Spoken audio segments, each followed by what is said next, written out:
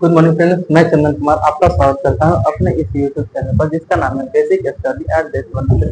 जैसा कि मैंने आपको दोस्तों कहा था कि मैं ये जनवरी तक आपके लिए 5 क्वेश्चनों का सीरीज लेकर आऊंगा जो डेली है, जो क्लास 12 के लिए बहुत बहुत इंपॉर्टेंट 2026 में।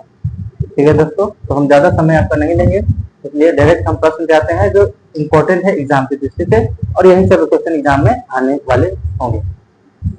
जैसा कि फर्स्ट क्वेश्चन है दोस्तों, मोहनजोदारो के अन्ना नगर के विषय में आप क्या जानते हैं? अन्ना नगर का मतलब होता है अनाज रखने वाला। अन्ना नगर का मतलब होता है अनाज रखने वाला, जिसको हम जिसको जैसे कृषि उत्पादन करता है, कृषि उत्पादन करके उससे कर वसूला जाता है, तो वो कर पैसे के रूप में ना लेकर हम अनाज के ही रूप में लेती थी। उसके बाद उसको ले जाकर कहाँ रखती थी? अन्ना नगर में। अन्ना नगर में एक विशाल 6 कमरों का एक बना हुआ था गलियारा, जैसे मोहनजोदारो के अन्ना नगर, मोहनजोदारो में अन्ना नगर के साक्ष्य मिले हैं। ये अन्ना नगर 6 कमरों के 2 कतारें हैं।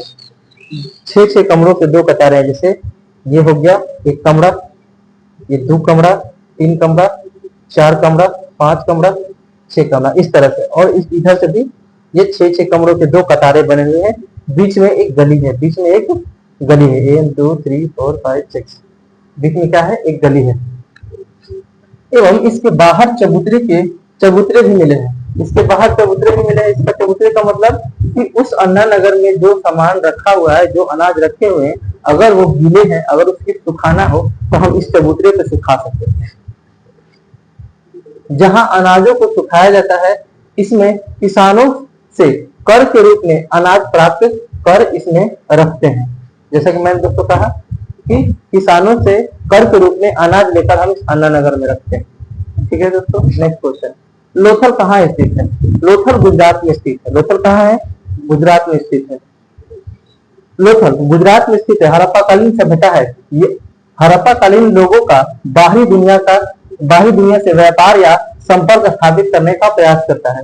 लोथल एक ऐसा जगह था जहां से बाहर से लोग आते थे व्यापार करने, और इधर से भी लोग व्यापार करने जाते थे, और उन्हें ये संपर्क करते थे कि हमारे देशों में क्या हो रहे हैं? व्यापार हो रहे हैं, या किसी और देश को पता करना था कि हाँ, इस देश में व्यापार हो रहे हैं, और उस देश में जाकर उससे व्यापार हम लोग करते थे। लोथल एक जगह था जो आपको वहां जाने के बाद आपको पता चल जाएगा कि हाँ, यहाँ पे कहाँ से व्यापार हो सकता है, कैसा व्यापार हो सकता है, और हम कब भी व्यापार कर सकते हैं। ठीक है दोस्तों, नेक्स्ट, हड़प्पा सभ्यता की 2 विशेषताएं बताइए। हड़प्पा सभ्यता की 2 विशेषताएं। पहले, ये तो एक नगरीय सभ्यता थी। ये कैसी सभ्यता थी? यह भारत की प्रथम नगरीय सभ्यता थी। दूसरा, इसमें सड़कें एक दूसरे को समकोण पर काटती थी। ये सड़कें जो होती है एक दूसरे को समकोण पर काटती थी दोस्तों। ये 3 क्वेश्चन मैंने करा दिए, 1 2 और 3। ये क्वेश्चन इस एग्जाम के इंपॉर्टेंट है। इस चैप्टर में अगर ये क्वेश्चन एग्जाम में आते हैं तो ये क्वेश्चन एग्जाम में आएंगे। इससे पहले भी वीडियो मेरे बन चुके हैं, वो आप नहीं देखे होंगे तो प्लेलिस्ट में जाकर जरूर देखें।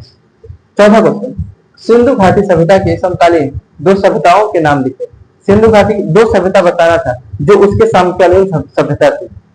एक तो मिस्र की सभ्यता थी जो उसी समय उभर कर आई थी।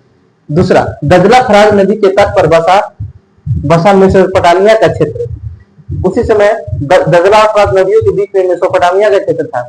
दजला फराज नदियों का मतलब एक ऐसी भूमि जहां 2 नदियों के बीच में उपजाऊ भूमि हो, जहां 2 नदियों के बीच में उपजाऊ भूमि हो, जिसको हम क्या कहते हैं? दजला फराज नदी, जिसको मेसोपोटामिया कहते हैं। मेसोपोटामिया का दोस्तों अर्थ मैंने बताया कि जहां 2 नदी है उसके बीच में जो उपजाऊ वाले क्षेत्र होते हैं उसको हम मेसोपोटामिया के क्षेत्र कहते हैं। दूसरा, नील नदी के किनारे बसा मिस्र की सभ्यता। ये किसके समकालीन थी? ये सिंधु घाटी सभ्यता के समकालीन थी। चौथा प्रश्न, सिंधु घाटी सभ्यता के उत्पादित होने वाले 4 कृषि उत्पादों के नाम लिखे। यानी कि बताना है कि सिंधु घाटी सभ्यता में उस समय कौन कौन से अनाज उत्पन्न हो रहे थे। तो आपका सबसे पहला तो जौ आएगा। सबसे पहले जौ, गेहूं, तिल, चना। इसके अलावा भी और कुछ होते थे दोस्तों, गेहूं, चना, तिल और चना, ये आपके मुख्य जो कृषि होते थे उस समय ये होते थे। अगर वीडियो अच्छा लगे इसे लाइक करें, सब्सक्राइब करें, और कमेंट में हमें जरूर बताएं ये कैसा वीडियो है, ये आपके एग्जाम के इंपॉर्टेंट है, अच्छे हैं कि नहीं, ये जरूर अच्छे साबित होंगे दोस्तों। आप भरोसा रखिए और इस क्वेश्चनों को बस करते जाइए। इससे पहले भी वीडियो मैंने क्वेश्चन करा चुका हूँ, वो भी कर लीजिए, ये भी कर लीजिए, दोनों कर लीजिएगा। तो एग्जाम यही बहुत क्वेश्चन आपको देखने को एग्जाम में मिल जाएंगे, बहुत इंपॉर्टेंट है 2026 के लिए। थैंक यू दोस्तों।